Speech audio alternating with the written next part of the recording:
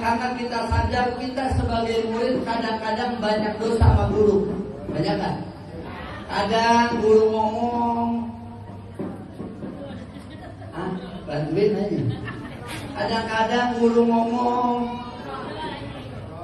kita ngobrol. Kadang-kadang guru ngomong nggak tapi kita ngein. Kadang-kadang juga di luar dari sini kita ngomongin guru.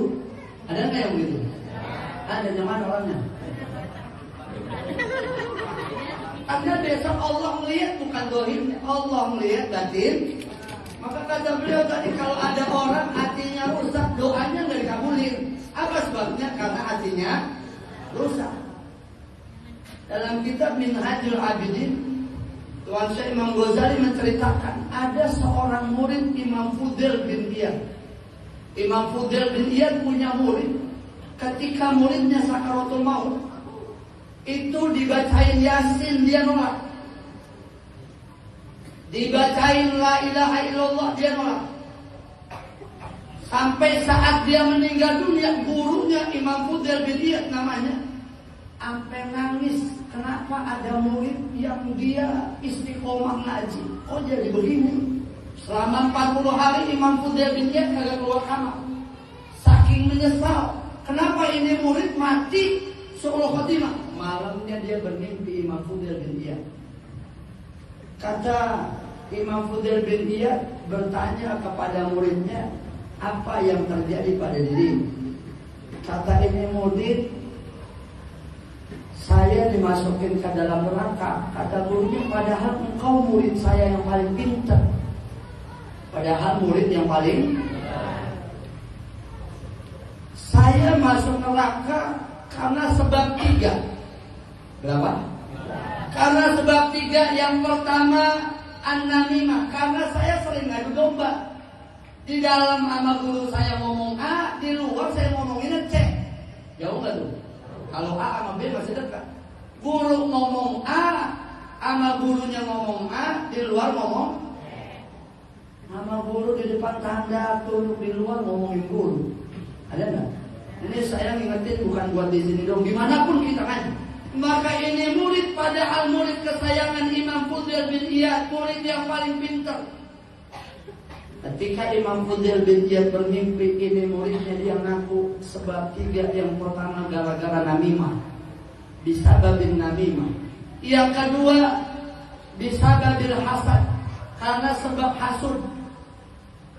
Saya ngomong A sama teman, saya ngomong B. Yang kedua, saya sering hasud sama teman yang kadang-kadang dibagi rokok saya kagak. Ini biar paham ini kalimat ini.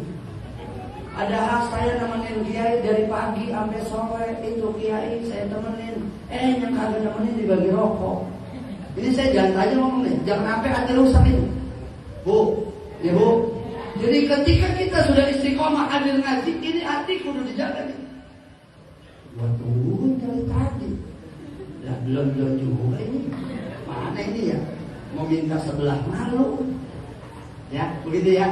Jadi kalau kita sadar bagaimana kita punya guru, kalau ada murid tidak bisa mengambil manfaat dari gerak-gerik gurunya, maka ucapannya tidak bermanfaat. Ini kaidah nih.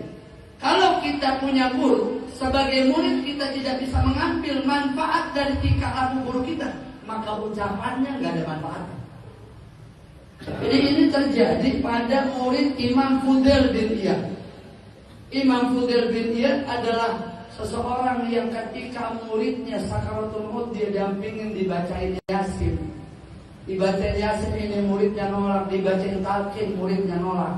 Kenapa? Karena lisannya sering berdusta, gara-gara hati amal lisannya bertolak belakang. Jadi jangan sampai kita yang istiqomah duduk ngaji, kita yang istiqomah berdampingan dengan guru kita, gara-gara di depan beliau ngomongnya beda, di luar ngomongnya lain, ini menyebabkan murkanya Allah. Akhirnya kita masuk ke dalam neraka. Naudzu. Saya mengingetin buat yang rajin ngaji dimanapun, besok ketika tawakufan minta maaf sama guru.